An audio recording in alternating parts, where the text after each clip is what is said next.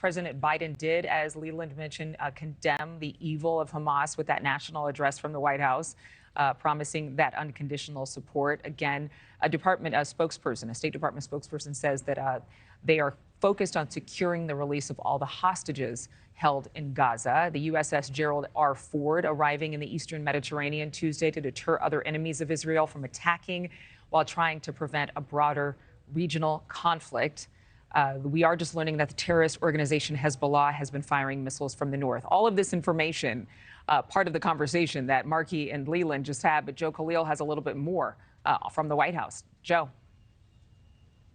Hey, Adrienne, good morning. And I want to start here. We heard from Secretary of Defense Lloyd Austin this morning.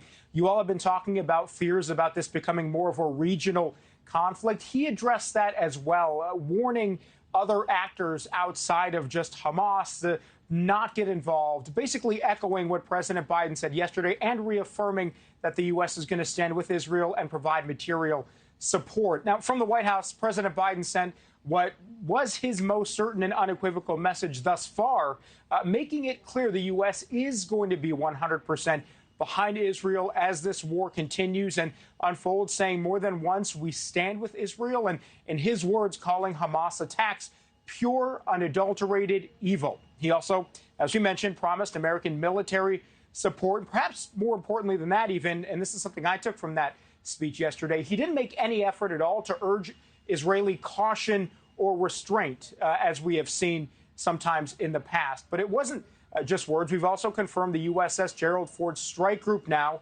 is in place. That includes the nation's newest and most advanced aircraft carrier.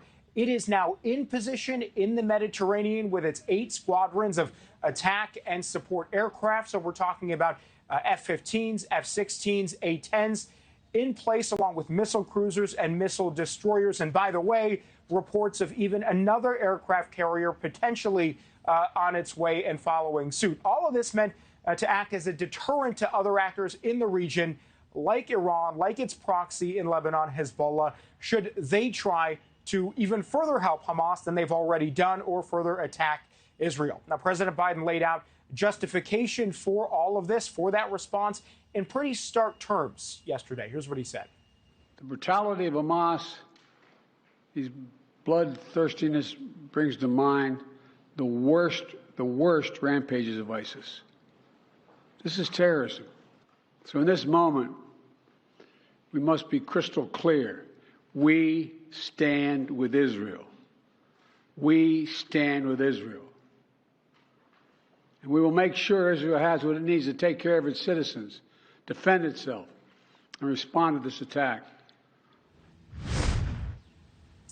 Now, one defense official did confirm to NewsNation that there are special ops on the ground in Israel already as routine. They do training there. They also are stationed at the embassy. But we talked about boots on the ground and adding more.